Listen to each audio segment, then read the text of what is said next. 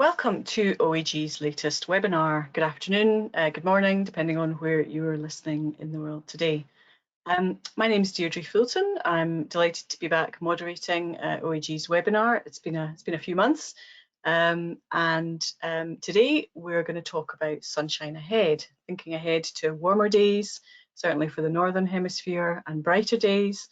Really, we want to dig a bit into the summer schedule as we're moving in that direction and see whether there's some good news in there. And I'm sure we'll be able to uncover some glimmers of hope, perhaps. We've been tracking recovery for what feels like many months now, and we always see a seasonal uplift in the summer. And I guess the question that we really want to understand is it as much as everybody's hoping for? Surely it's got to be better than summer 22 and the preceding summers before that. But I think we also need to understand some of the other factors that are at play in the industry at the moment, which might just mean the summer might not be quite as good as we're hoping for. So let's move into our deck. As I've said, we're going to be looking at summer 23 capacity and traffic, some hotspots of travel, and how the market share battle is playing out in different sectors and different geographies. And as ever, we'll take your questions throughout the webinar. Now, I'm pleased to be joined, as ever, by John Grant, our OAG's Chief Analyst. Welcome, John. Hi there. I was just looking at your reminder about your junk folder, Deirdre, that came up. I thought that was going to be really exciting. Oh, so, okay. Well, you saw that and I didn't, so. Oh, that's interesting. Who knows what other snippets may come up? There we are. Sure. Do let me know if you see anything of interest. I will. Marks and Spencer's might have a sale on. Who knows? No doubt. I'm good to be with you. Get into the summer, as Deirdre says, so lots of positivity perhaps out there. It's an exciting time for the industry as it continues to recover. Sure. And we're delighted to be joined once again by Louise Finnegan. Louise is Director Central Marketing at Tourism Ireland. Has very graciously given up some of her valuable time this afternoon. She's been an incredibly busy lady of late. And Louise is responsible for providing strategic leadership for the marketing of the island of Ireland in global markets. And we'll hear a bit more about some of that as we go through this afternoon. Welcome, and thanks for joining us, Louise. Thanks a million, Deirdre. Looking forward to it. It's as I said, a while now since I've been on one of your webinars. Delighted to be here. And in case I forget to say it later on, I'm going to wish everybody a happy St. Patrick's Day today for Friday. Now, are you saying that because you won't be able to say that on St. Patrick's Day? I won't, because yeah, we've plenty of things that are going on globally. It's the big day of the year and our big kickoff. It's silly season for us, but it's very important in our global calendar, as it's really an opportunity for us to get front and center of people's minds as they're beginning to think about their travels. I feel I should have an accompanying glass of Guinness by my side here, but I've missed a trick there on that. So maybe that's later on. Okay, sure. Let's dive in then to the deck.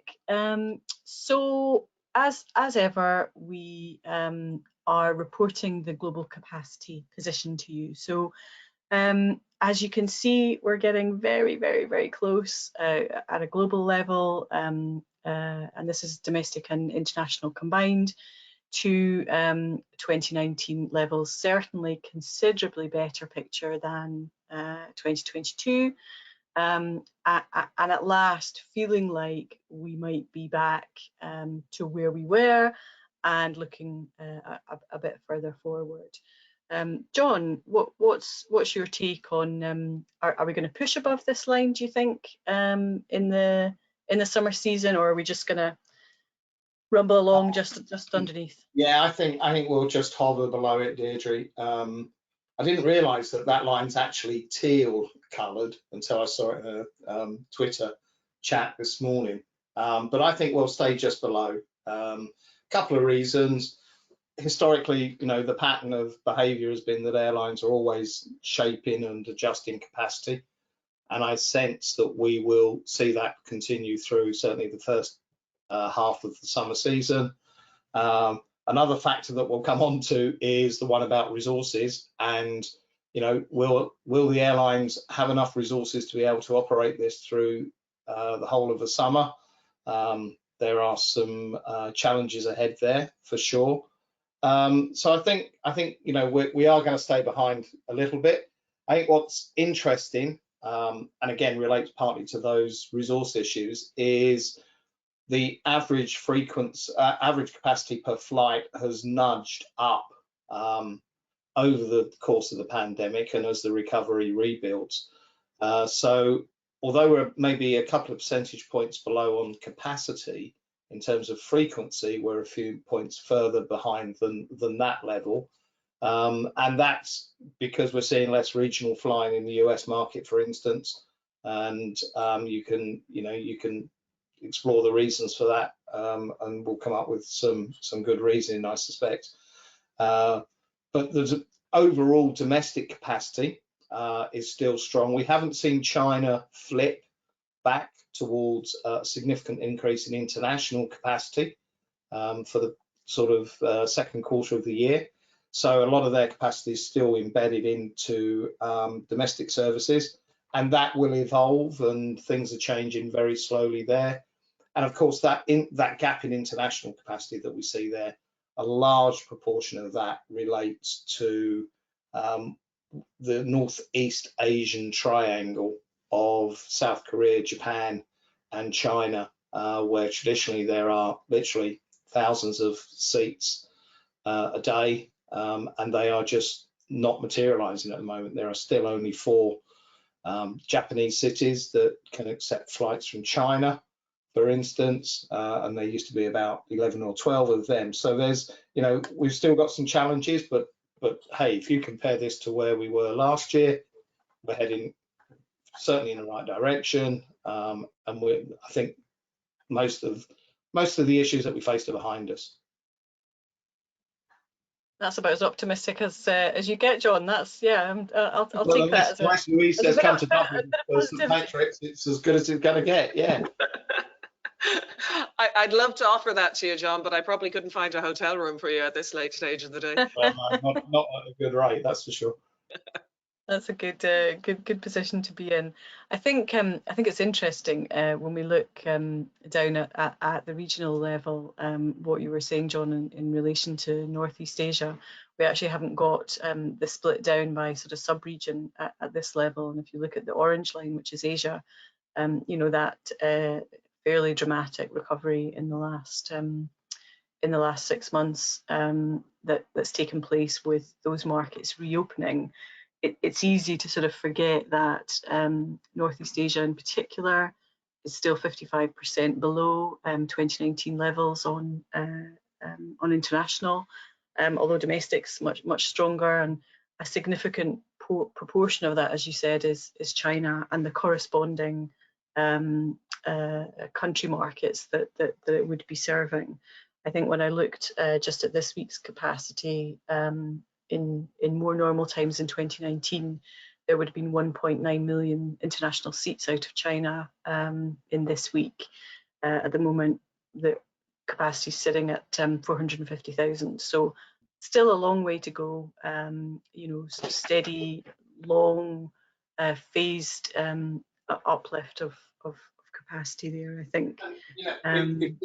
It's interesting, Deirdre. Speaking to some airlines recently in the Middle East, they were saying that the challenge for them is resources over the next couple of months and planning, and they've had to take scheduled capacity out for April and May because they've just completed the Umrah season with travel to Saudi Arabia. And when they look forward and see how many pilots they have, and new pilots coming online, they won't be able to operate their full summer program if they continued at the same rate they were operating in the last couple of weeks. So they've taken a conscious decision for 5 weeks to shave back quite a bit of capacity, actually, so that they're saving their resources. And I think there's probably a lot of airlines who are thinking looking at that very hard at this moment in time. Are they going to have enough resources, and will they be able to operate that program? Of course, certainly no airline wants to cut capacity in what looks like being a good summer season. I think we're seeing that. We're still seeing fluctuation, aren't we, in the schedule when we look ahead.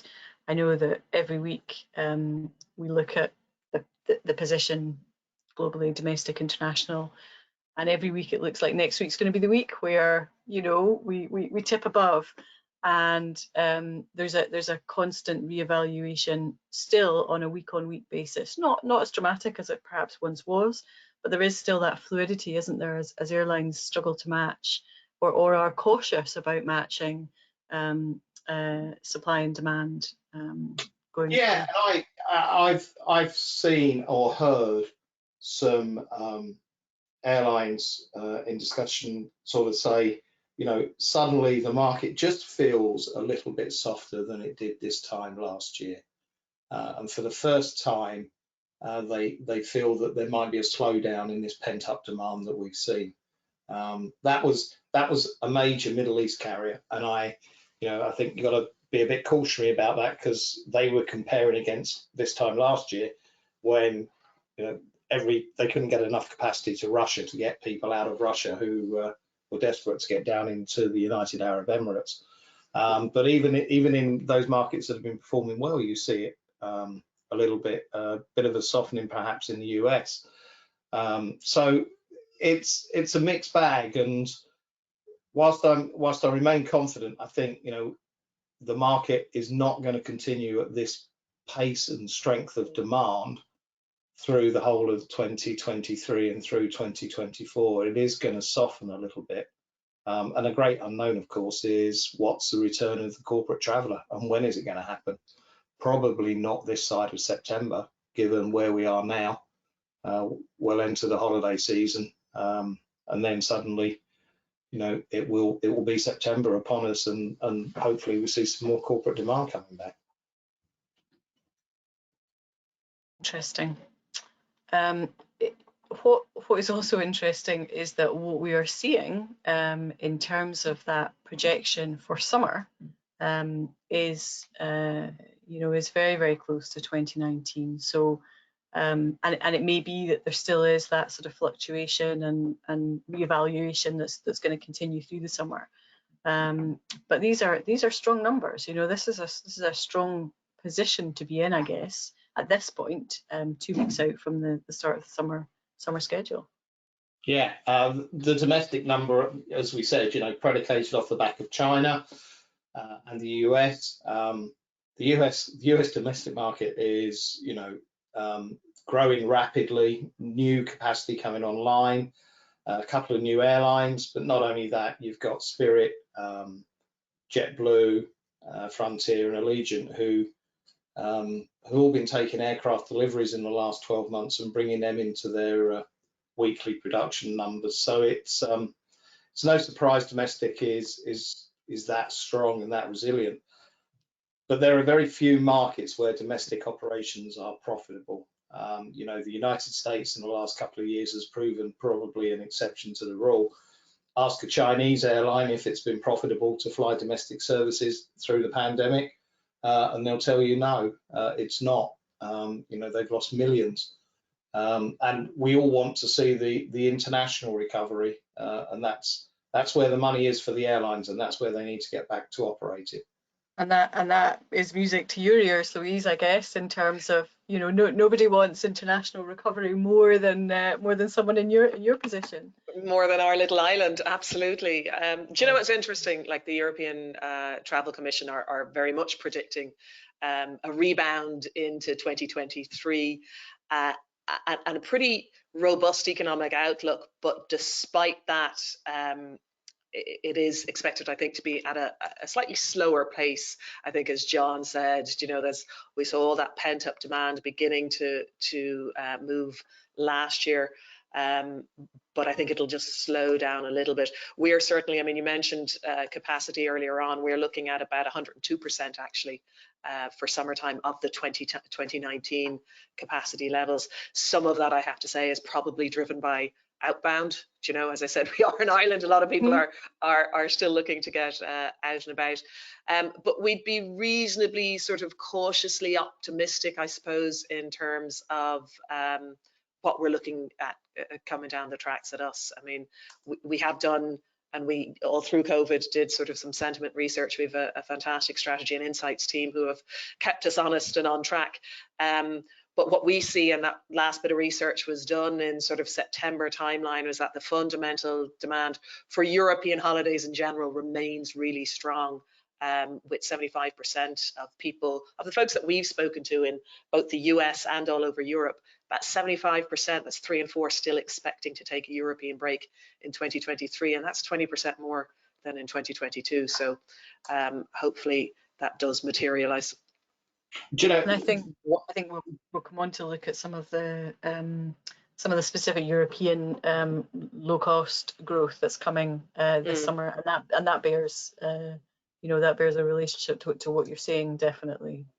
one of the great unknowns is how many vouchers are still out there that need to be used by travellers, and whether those travellers A, are going to use those vouchers, B, are going to use those vouchers and be prepared to pay a couple of £100 more because the previous airfare they had has increased by that amount, or C, will look to try and get that returned to them as cash from the airline, because as they expire, who owns that cash? Should that be returned to the consumer?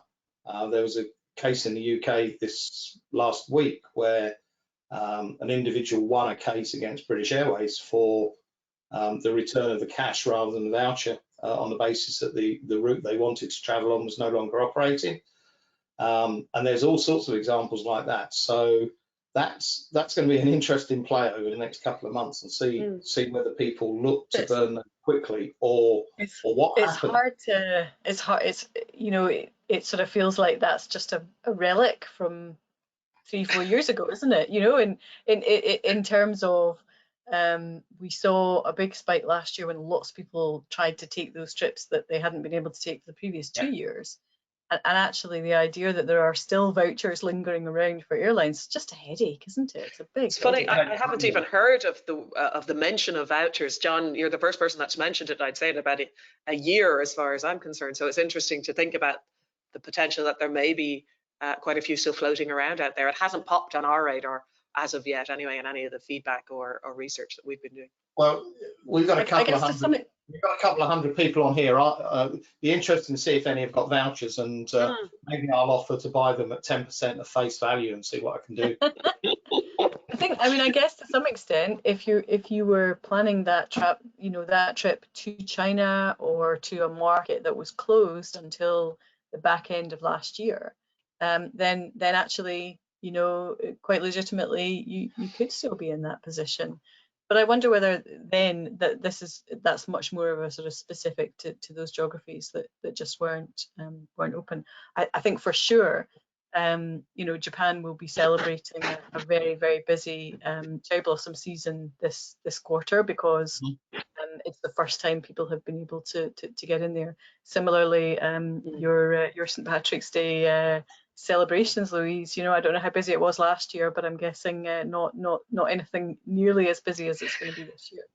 No, I mean, and you can see it, you can feel it on the streets. And listen, St. Patrick's Day, while we use it as a platform to talk about all the wonderful things you can do when you come and visit Ireland, it's actually not a period that we tend to push travellers to visit, because it is already so busy. So it's a useful platform for us to talk about visiting Ireland, but we don't necessarily go out to promote St. Patrick's Day specifically. But and it's a real issue, isn't it? Pre-pandemic, we were increasingly talking about over-tourism and the challenge for destinations to manage those sometimes very peaky, in the St. Patrick's Day example, I guess, you know, those very, very peak periods where a destination is really, really stretched in terms of its resources and ability to handle and give everybody the tourism experience that they would like to give. So I think it's another dimension, isn't it? So the industry has sort of gone on this roller coaster of everything, too much to nothing, to back to how do we bring it back in a sustainable way that helps us recover from the past few years, but also build something that going forward, you know, maybe looks a little bit different. Maybe, you know, maybe is more about trying to spread the pressure on infrastructure a little more through the year. And I think that's very much what is informing sort of our longer term plans, where it is not about just sort of hammering visitors back onto the island of Ireland. It's about being a little bit more strategic, or you know, St. Patrick's Day is fine, but if we can get people, or if people want to visit around that period, you know, we want to encourage them to get outside of Dublin into the regions, and so it's as much about the distribution and the seasonality of when people come as opposed to the explicit destination. So a huge focus for us is sustainability, and it's sustainability in the broader sense, in terms of initially that economic sustainability, which is very important, but also social and environmental sustainability. And I think, as certainly for us as we move forward, the balance of focus between those three elements will shift, where initially it is sort of key that we support our communities with economic recovery. As we move forward over time, the focus will shift and balance will shift to more sort of social and environmental sustainability. You know, we are a small island, and tourism will always be very important. So it's a tricky path to navigate, but you know, tourism is not going to be deprioritized, but how we target and focus and encourage people to visit at particular times of the year or particular locations will take on more and more importance as we go forward. And in some ways, you know, a good problem to have in the context of the past few years. Yeah, fingers crossed. Yeah. Okay, so just quickly, we wanted to show you how summer season capacity has evolved over the last few years. And this is just a selection of some of the largest countries in capacity terms. And notable absence, Ireland. We missed an opportunity there, but you've already told us 102% on last year. So you know, the obvious ones, we've talked about the US and China in terms of where they are. India cannot be ignored in terms of its massive trajectory in growth, driven of course by population projections, and an industry that's really starting to ramp up to cater to growing GDP, and you know, to tackle head on, I guess, the markets that are currently travelling indirectly from India over the Middle East. So watch this space, I think, on India. And there are some other you know, things that dynamics, I guess, that are going on there. Brazil, strong growth. And we've seen actually Latin America, to generalize for a whole continent, generally perform well, haven't we, through COVID? Obviously Colombia, Mexico. Exactly, more so the upper half of South America has been very strong, and Brazil is always a market that ebbs and flows. You know, the capacity there can change dramatically from one month to the next, but it seems to have a bit more stability about it. I think, you know, Japan, well, we know what the reason is there. That's essentially based around China. Germany, Lufthansa are still struggling to fully recover their network and capacity, if indeed they ever will. You know, their A380s, I think, are coming back online in June of this year. That's a long time behind everyone. Like even British Airways have had theirs back for nearly 9-10 months, I think. So they would argue that it's about profitability, and of course that's the way you see the optic when you haven't got the capacity. But they've got resource issues, and that's a challenge for them. And you see in the UK we're slightly down still on capacity, but it's I think it's interesting. Italy is fascinating for me because it's like everyone is crawling over the crumbs of Alitalia stroke ITA and seeing what's going to be available. And of course, you've got this discussion ongoing between Lufthansa and ITA, which will be interesting. I mean, good luck to Lufthansa. Everyone has at some point tried to invest in Alitalia and turn the business around. And it's surely the optimist in me says surely somebody's gonna be the differentiator and make it work, but time will tell, I guess. Yeah, time will tell. So yeah, it's an interesting snapshot, but the Chinese, I think the Chinese capacity may come back in the summer, and we'll see less of a growth over the time series, purely because they're going to switch more of their capacity, I suspect, to international flying, and as they do that, total capacity will fall slightly. They'll be operating longer sectors, and you know they've certainly got the capability to operate longer sectors, as we'll see later. You know, there are some dire aircraft utilization rates in China at the moment, so that will fall back a bit, I think. I think we just have those slides in the morning deck. So if you want to unpick that issue a little more, feel free to dial into this morning's recording or replay this morning's recording, and you'll hear our conversation about that. Okay, so just as a little bit of interest, and because we were talking about the summer, we thought we'd take a look at TripAdvisor published their top 10 most popular destinations at the start of the year. I'm never entirely sure how they derive these. Maybe it's probably a bit of a black art of a combination of searches and other pieces of information. And then they also published their top 10 trending destinations. And we just thought we'd take a look at capacity this summer versus last summer to those destinations to see what sort of bears out. Disappointed, Louise, that Dublin is not on this list, but I'm sure it may be on a list somewhere, and maybe it'll make it onto this list. We could have had a little bit of a typo here, but I'm not sure that that would have. Are you sure that's not Dublin and it's Dubai? If we zoom out, maybe. I think what's interesting about this list is that, and you alluded to this earlier, Louise, in the context of outbound from Ireland, that it strikes me that, you know, as well as we had the sort of pent up demand in 2022 and maybe tripping over into 23 of people who had pre-booked holidays and then couldn't take them and they had to be pushed forward. But I wonder to what extent some of these destinations are now benefiting from the bucket list, you know, the bucket list phenomenon that has come out of, goodness me, if the world's closed off, you know, we're going to go and see these places. For some people, it's a stage of life thing, in that if they don't do it now, they'll never do it.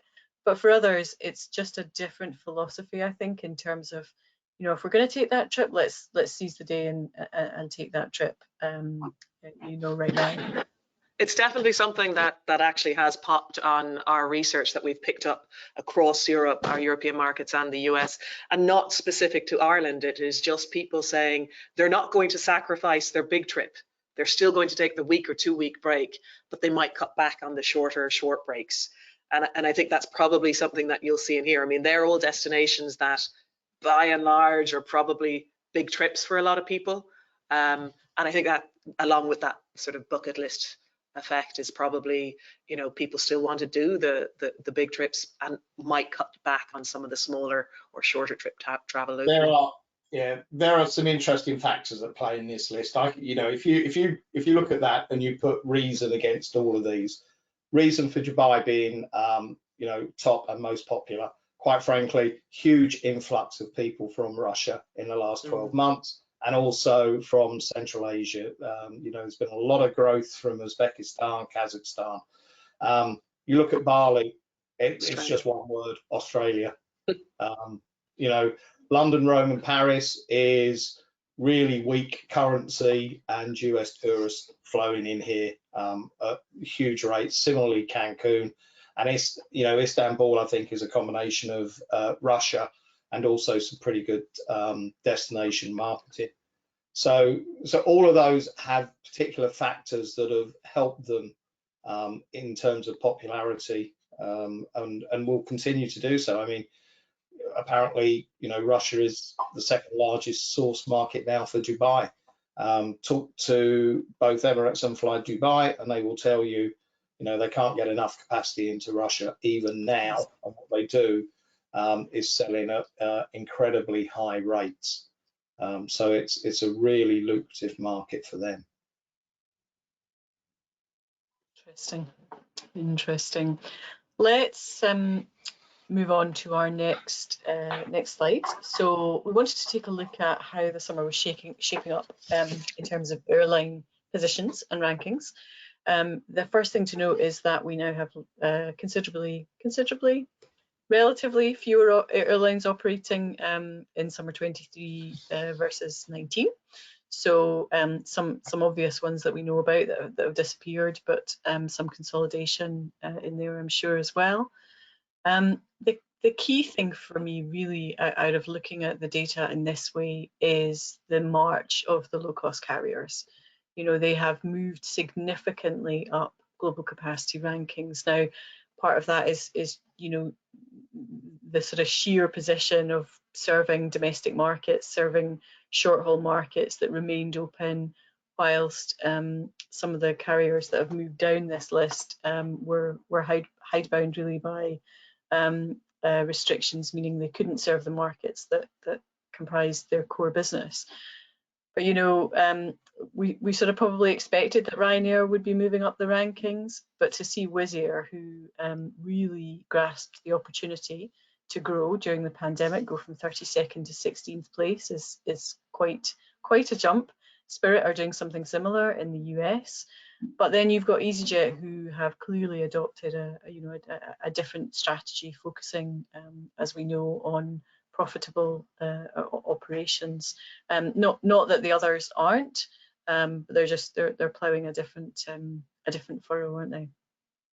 Yeah, they are. It is fascinating. I mean, no one's going to catch American and Delta. You know, they are still a long way ahead of third place Ryanair, but Ryanair is just a machine that is just producing and producing and producing. Ideally placed for the summer, lowest cost base in Europe. You don't need me to give you Michael O'Leary's public address. He can do it himself quite successfully. But equally, as much as it's about the ones who are moving up, it's equally about the ones who are moving down and where that places them. You know, the likes of Lufthansa, British Airways, and Air Canada. I mean, the Canadian market was one of the last to really begin to rebound and return, and it's left Air Canada stranded quite some way behind some of its peers. But the gaps, as I say, are quite wide between sort of first, second, and then third. And I was looking at the Spirit proposed merger with JetBlue a couple of weeks ago. They're 5th and 6th respectively, or something like that, in the US market. But it won't get them, if they merge, it won't get them much closer to Southwest or United in terms of capacity. They'll still be, you know, a distant 5th largest carrier in that particular market. But every airline's had its own journey and its own recovery strategy, and some have, you know, proven to be more successful than others.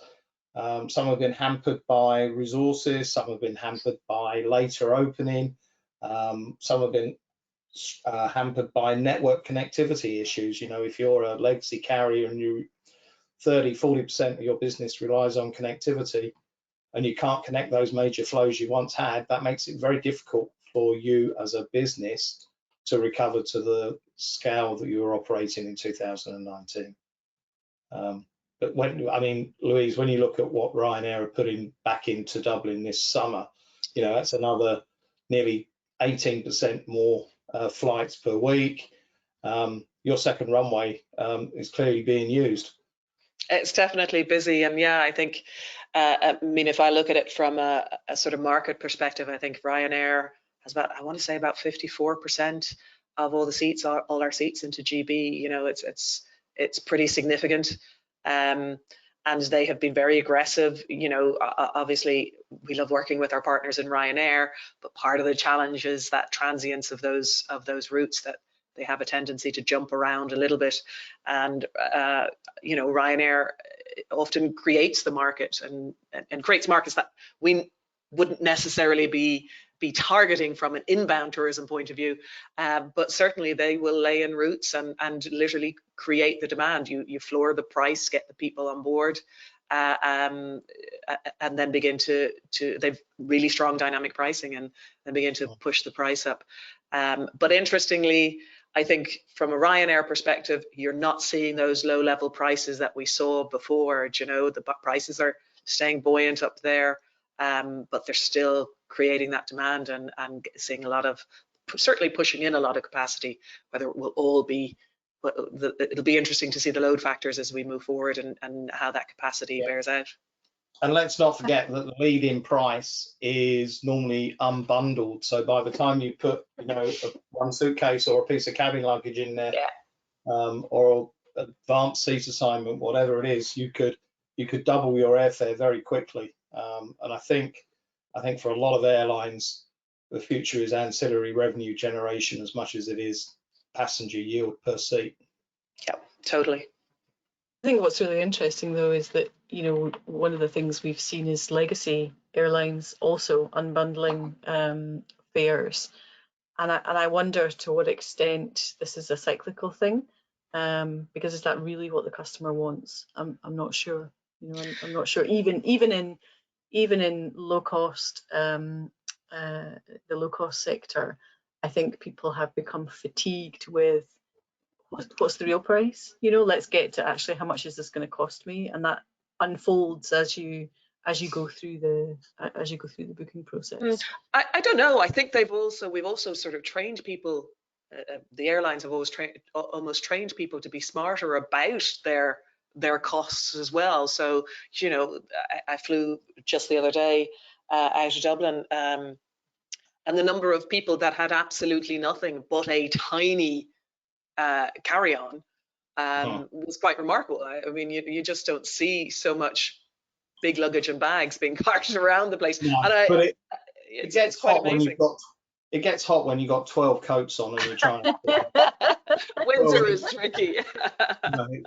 Yeah, we're all getting savvy to. But I know, I certainly know, and purely anecdotally, you know, I can go off and fly on a 10 to 12 day trip with a small roll-on, and that's very different to not so long ago when you wouldn't think twice about throwing the bag in the back. Now you're paying for the roll-on, but probably not as much as you pay for the checked luggage and the hassle of the checked luggage and waiting for it out the other end. So it's interesting how I find it interesting how the airlines, particularly the low cost airlines, have trained different habits into people traveling now. The cynic in me though says that partly that's about ensuring that your luggage arrives at the destination with you, perhaps not left somewhere. To keep it with you? Oh yeah, totally. Yes, exactly. Creating the experience of last year, but I'm sure that we'll see none of that this summer. Yeah. None of that. That's why everyone buys Apple AirTags now and puts it in their bags. Just to make sure. It might not be with you, but at least you know which. The thing is, there's nothing you can do about it anyway.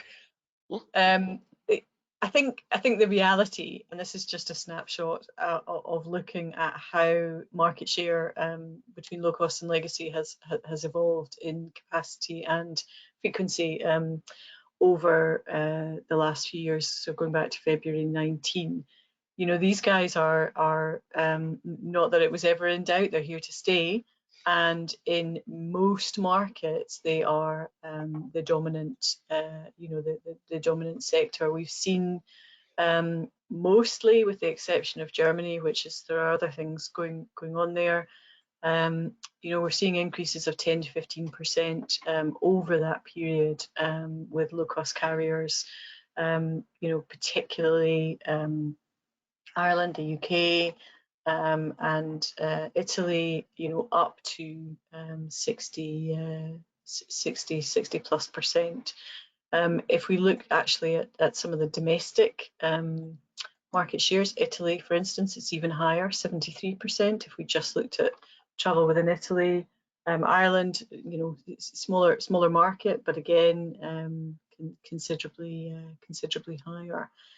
What's really interesting is when you look at the US, which is also seeing strong growth in the low-cost sector. You see the dominance of the US majors because they're still sitting at 40% low-cost carriers, and I think that's, you know, I don't foresee that that's going to change dramatically anytime soon. The power of the hub certainly helps the US carriers in their domestic networks, you know, but I think that there is a chance that those low-cost carriers will nudge it a couple of percentages over time. I think what we're seeing in Europe is this is a one-way street, isn't it? There is no return for the legacy carriers in terms of their cost base and their model, and a mass or a significant share of the European market. Yes, they need to operate it. You know, it provides them with valuable connectivity. It provides them with a foothold in the corporate market for those corporate accounts that want travel, although a lot of business people now fly with EasyJet and Ryanair.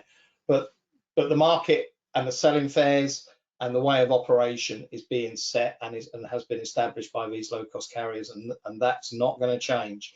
And you know, when you look at the aircraft orders that Ryanair and EasyJet and Wizz all have, and the more capacity that's coming on, this share is only going to grow, and it's going to be really tough for the legacy carriers to sustain their operations in these markets in the next decade. I think what's interesting as well is that, you know, perhaps pre-COVID or maybe a few years before that, we'd have been looking at this kind of shift and saying, well, potentially this is good news for destinations because we know that low-cost carriers bring volume. And actually, if they're saving on the ticket price by traveling on a low-cost carrier, then there's more money to spend in the destination. But that's kind of not where we are really. Fares, you know, average fares, as we've said, are higher than they have been, and they're not showing any sign of coming down anytime soon, are they? Let's all be realistic about this. A low-cost airline does not want to sell you a low-cost fare.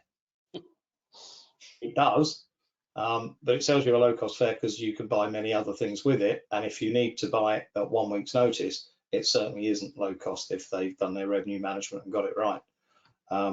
So it's the amount of churn we also see. I mean, you know, it's 2 weeks before the summer season starts, and I think the next slide shows us how capacity is growing over the next couple of weeks, Deirdre.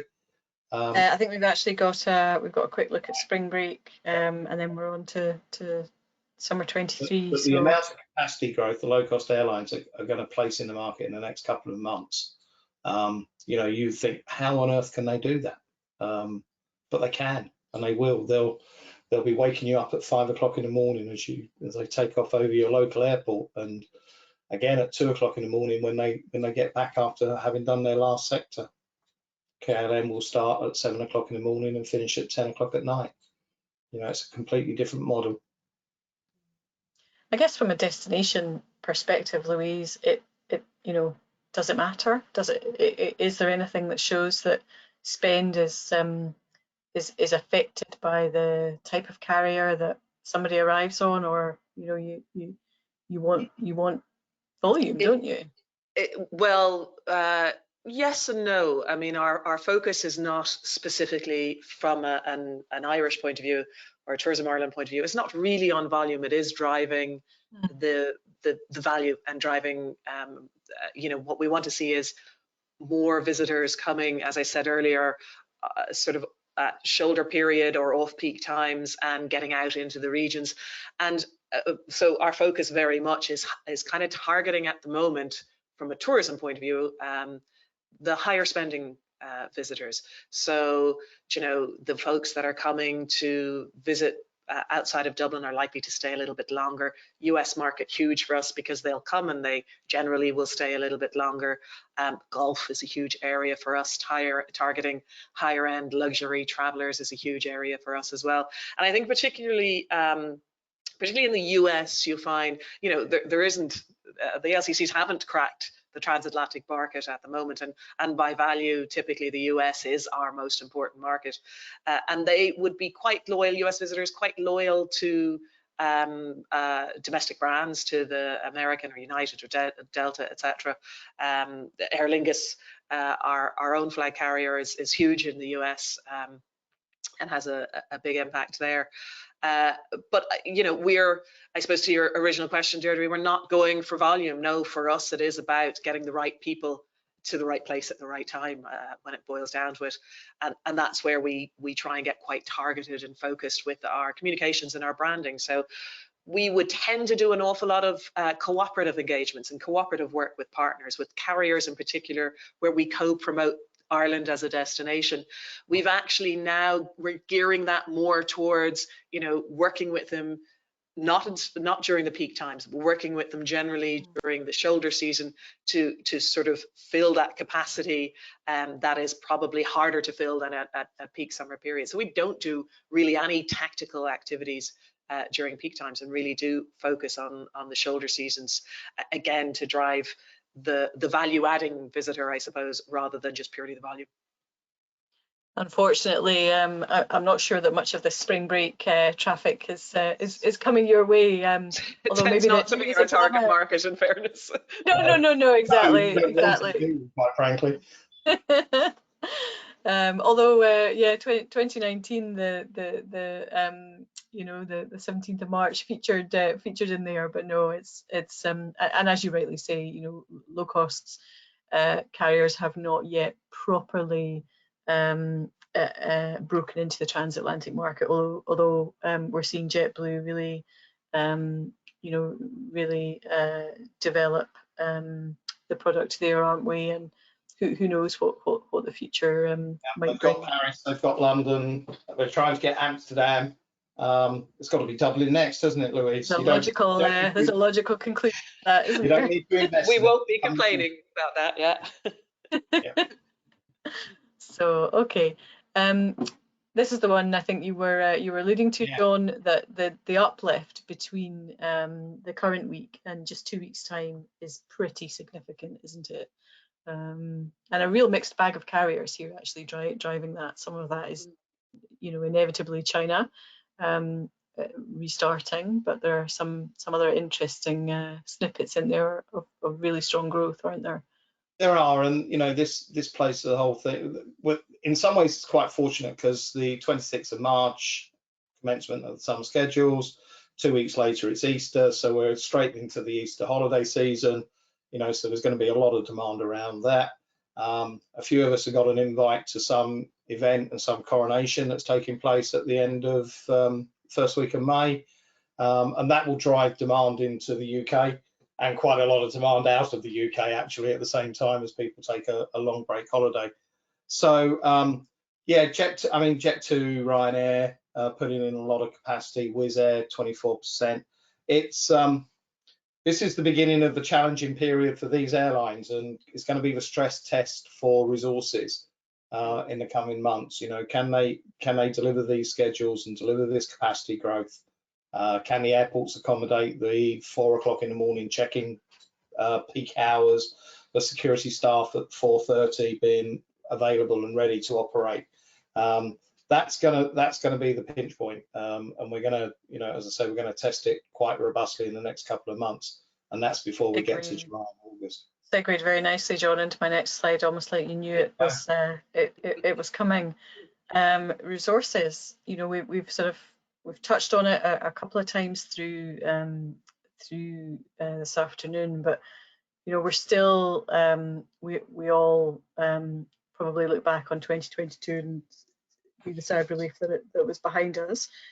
But the issue around resourcing really hasn't gone away, has it? There are, I guess, we're going into it with a better plan potentially, and we know where the problems are, perhaps more than we did before. And arguably, maybe there's a better handle on potential demand because we know more about how people are traveling now post-COVID than we did last year. But you know, the pilot shortage issue is not going away anytime soon, is it? It's here to stay. It can't go away very time soon, purely by the requirements for training and all of the seniority that needs to come along with that. So no, that's not going to go away. That's why you're seeing Delta give their pilots a 30% salary increase spread over the next 4 years. That's why this week you see American Airlines recommending an offer to their pilots union that essentially takes a wide-bodied long-haul captain up to $590,000 per annum as a salary, with extended terms and conditions and lifestyle benefits. And that's going to ripple through other parts of the world as well. It's not just in the United States. It will have ripple effects into Europe.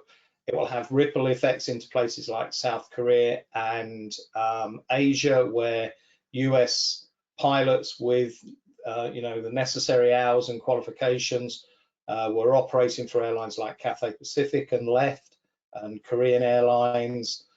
So it's a big issue there, and everyone focuses on the pilots, but we tend to forget, you don't need a pilot if you can't get past security and you can't get your bag on the flight. And some of the biggest challenges for the airlines are bringing back those people who, during the pandemic, quite frankly, decided that they'd found alternate, better jobs with better lifestyles, and don't want to come back at 3 o'clock in the morning to put bags on aeroplanes. And then have no work to do at 7 o'clock in the morning and get sent home. It's the industry's got a long way to go to recover its resources and be confident that it's going to see its way through this year and next. And I guess the whole aviation ecosystem has been impacted by that, hasn't it? I'm guessing, Louise, that in Ireland, tour operators lost people.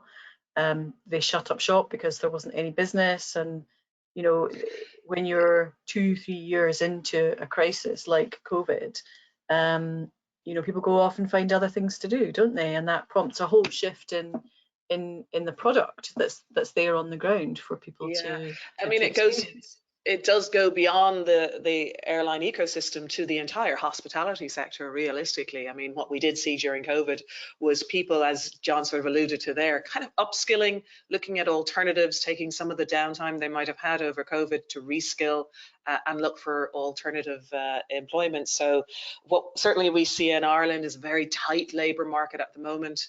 And that's really putting pressure on the broader hospitality ecosystem, from everything from hotels to restaurants to experiences and attractions.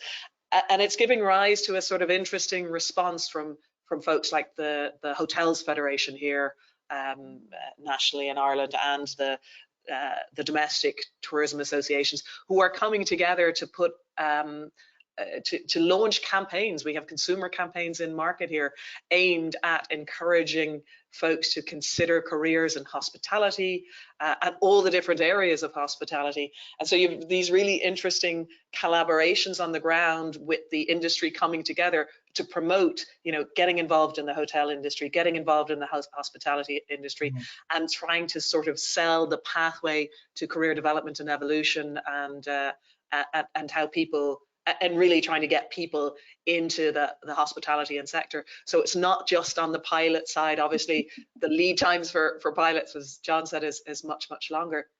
But in a really tight labour market like we have in Ireland, it's impacting right across the hospitality sector. And that's possibly one of the challenges that we'll see coming down the track at us is, whether it's restaurants or hotels, in order to attract labour, in order to attract employees, you're going to have to lift the wages a little bit and the salaries, and obviously that then leads into the pricing and costs. So challenges across the board, I would say, not just in the airlines or the airports. And it's Deirdre, it's not just the number of pilots, it's how those pilots and resources are being used. So the challenge for European airlines of flying or avoiding Russian airspace and flying to Asia has resulted, as we've shown in previous webinars, for lots of airlines now having to operate from Asia over the Arctic Circle back down into Europe, with extended sector lengths of 13 or 14 hours, and both you and I have experienced that. but they're actually having to roster 4 flight deck for those services now, whereas it may have been a 3 or a 2-man complement, depending on the sector length. And when you're essentially taking, 1 or maybe even 2 additional pilot resource to operate a flight, then that's a big cost, and it's a big cost not just terms in cash, but what you can do with your aircraft and your utilization.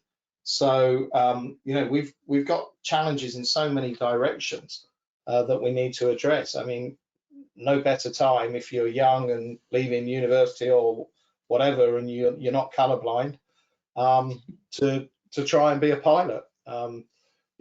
It's over time you'll earn a decent salary and could have a fascinating job. I think it's there's huge competition as well, isn't there? And increasingly we're going to see that play out in terms of there are some massive aircraft orders that have gone in this year already. How on earth is Riyadh Air going to resource its plan for an airline based in Saudi Arabia that's going to operate to 100 destinations in 7 years?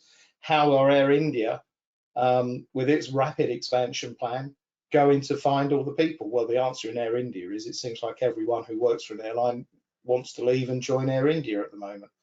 But you've got that whole. But we're going to see more power to the worker, which actually is probably long overdue. Yeah, power to the worker, but ultimately that will lead to higher airfares.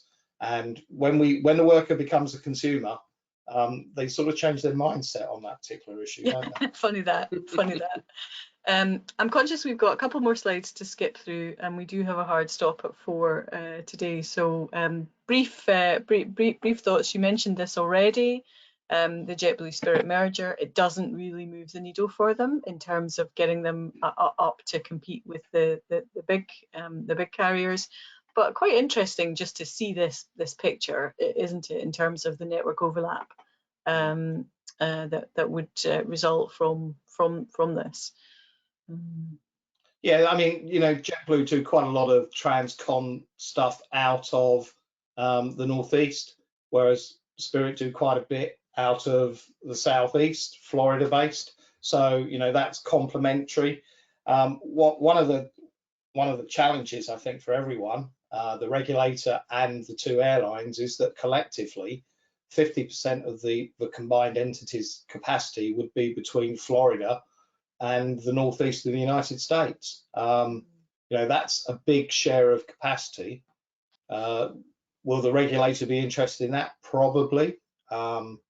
Is it going to impact consumers' interest? I doubt it, because revenue management, and there's plenty of other suppliers in the market. But it's as with any merger, Deirdre, there's only 2 people who win in this. It's the lawyers and the lawyers. That's it. Talking of developments, we mentioned this also. This is the culmination of lots of speculation, and it's probably been a well-known secret for some time now. But Riyadh Air has now announced its launch. It's part of the national aviation strategy that Saudi Arabia have developed, and a key kind of cornerstone of achieving their Vision 2030, which is really visionary. Significant increase in tourists and traffic for the Kingdom of Saudi Arabia, with the sort of position of trying to reposition the economy away from a reliance on oil into a much more diversified economy. And the vision for Riyadh Air is they'll obviously be based in Riyadh, and they'll connect the Saudi capital to over 100 destinations by 2030. Now that will be going some, 7 years may seem like a long time to some, but in aviation planning terms, it's not. And that, there's a lot of growth to come. If you, I'm mindful of time. We had a little bit of discussion about this in the morning webinar, so if you're interested, we would point you to that to have some more insight on that. One last slide, concluding maybe on a little bit of a negative note, but we just wanted to note the end of both FLIR and Flybe in the last quarter. Perhaps inevitable in the case of one or maybe both of them, but not something that we want to see in the industry, really, is it? No, it is a shame, but you know, one of them never achieved the critical mass that it needed to, and there was always the issue about whether it was the motive for it being there was around some slots at a major airport in Europe that it could find a way of passing on to others, and the other one, quite frankly, you know, really difficult to make that type of model work in Scandinavia. But hey, you've got to try these things. Yep. Well, that brings us to right on the money at 4 o'clock. Thank you so much for joining us, Louise. It's been great to hear how things are in Ireland and to hear a bit more about where hopefully things are going. And we wish you well in the upcoming busy season.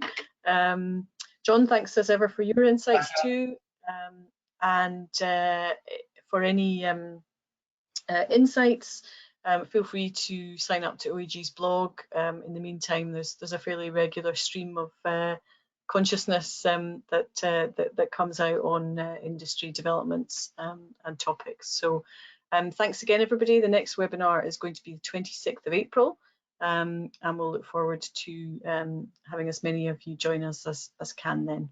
Thanks. Okay. Thanks, Louise. Thanks, John. Happy St. Patrick's Day. Bye-bye. Thank you. Bye. Bye.